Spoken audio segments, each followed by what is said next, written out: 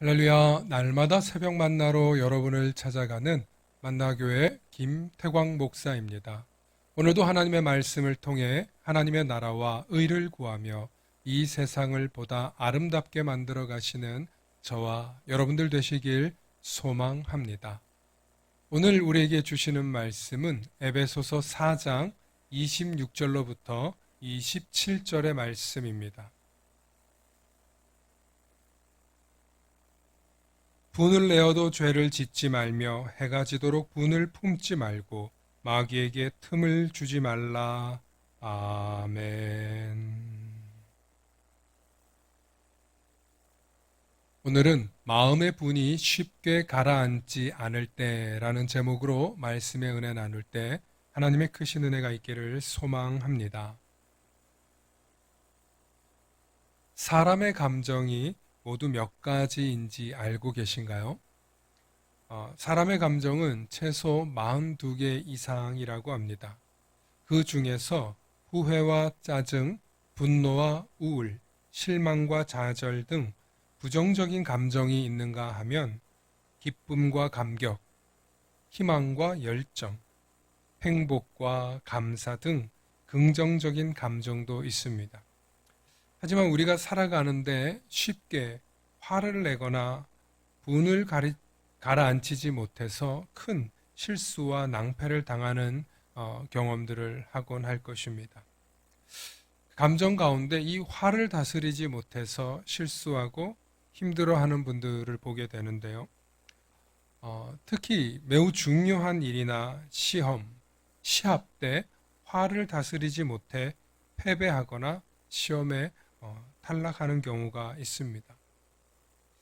최근 범죄 가운데에도 이 화를 다스리지 못해서 많은 범죄들이 있습니다. 분노 조절 장애 이런 말도 있는데 달리는 버스의 운전기사를 폭행해서 버스 승객들을 두려움에 사로잡히게 하는 일들이 종종 등장해 많은 사람들을 놀라게 합니다.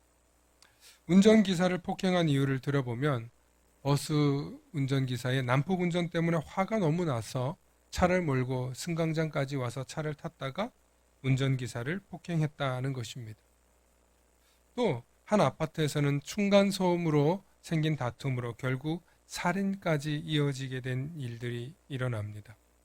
아이들이 뛰는 것 그 정도도 이해하지 못해서 매일 저렇게 올라온단 말이지 하면서 우발적으로 화가나 살해를 하게 됐다는 것을 봅니다. 미국에서도 단돈 1달러밖에 되지 않는 작은 돈 때문에 실랑이를 벌이다가 결국에는 권총으로 상대방을 쏘아서 죽게 한 사건이 있었습니다. 알고 보니 서로 아주 잘 지내던 이웃 간이었습니다. 결국에는 돈의 소유가 누구든 간에 결국 총으로 인해서 한 사람은 죽고 말았습니다. 성경을 보면 예수님께서도 의분을 참지 못하시고 화를 내시는 경우가 몇 번 있었습니다. 바리새인들과 율법 논쟁을 할 때 그러셨고 가장 절정은 예루살렘 성전을 정화하실 때 성전 안에서 매매 행위를 하는 자들의 상과 의자를 뒤엎은 사건이 있었습니다. 예수님께서도 내 집은 만민이 기도하는 집이라 칭하며 강도의 소굴을 만든 대제사장과 서기관들과 관리들을 향해서 엄청난 분노를 표출한 것입니다.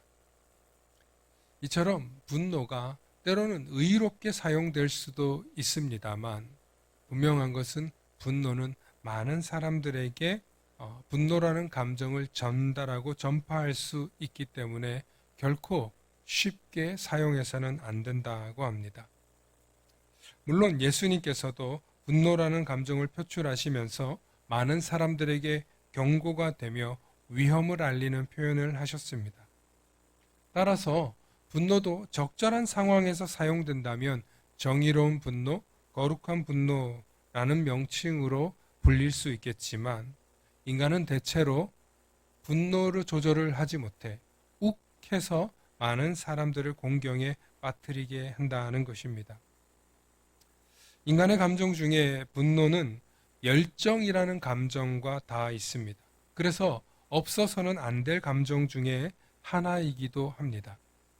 하지만 분명한 것은 그리스도인이라면 자신의 감정을 조절할 수 있어야 하며 그 감정을 조절하지 못할 때는 결코 건강한 그리스도인이라고 할 수가 없습니다.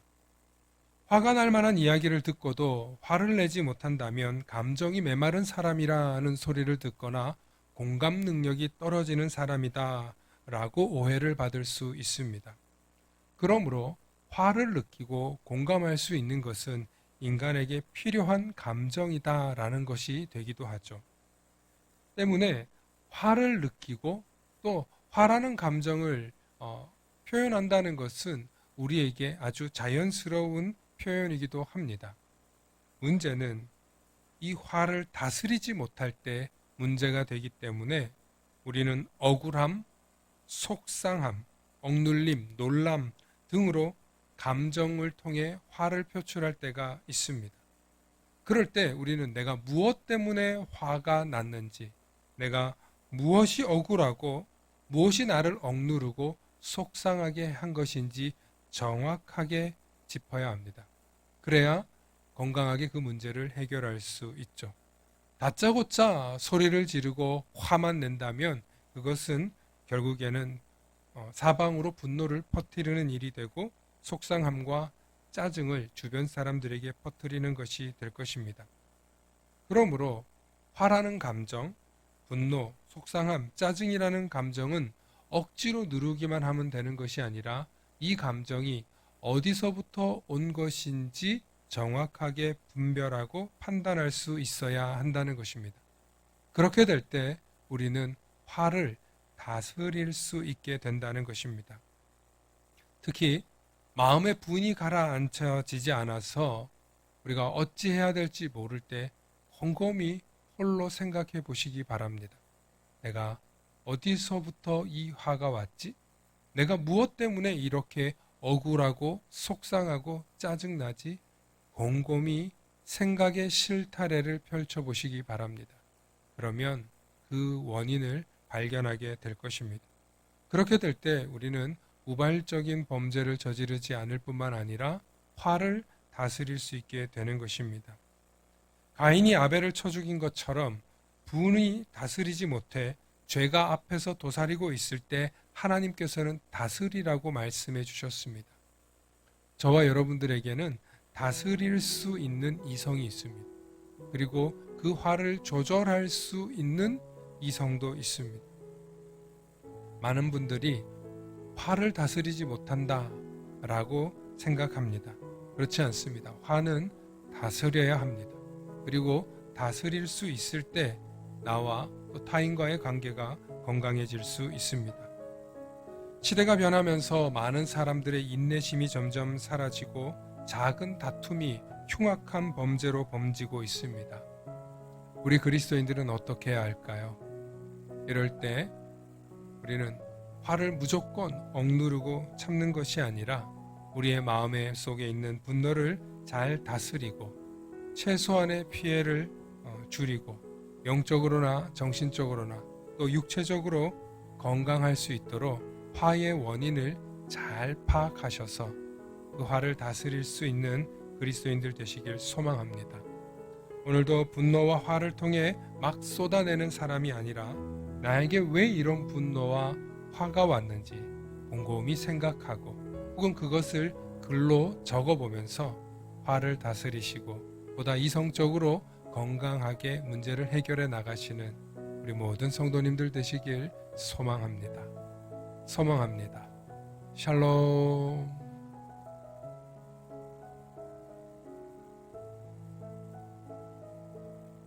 다 함께 기도하시겠습니다.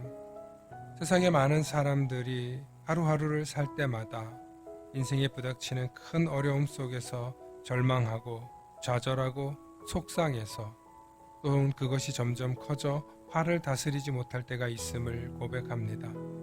사랑의 아버지 하나님, 그럴 때마다 우리 마음속에 있는 화를 다스릴 수 있는 지혜를 주시고 또 그 화의 원인이 어디에서부터 온 것인지 깨달아 알 수 있게 하셔서 그것으로 인하여 범죄하지 않게 하시고 오히려 그 화와 화를 열정으로 바꾸어서 나의 어떤 목표와 또 나의 취미와 나의 비전으로 승화시킬 수 있는 그런 그리스도인들 되게 하여 주시옵소서.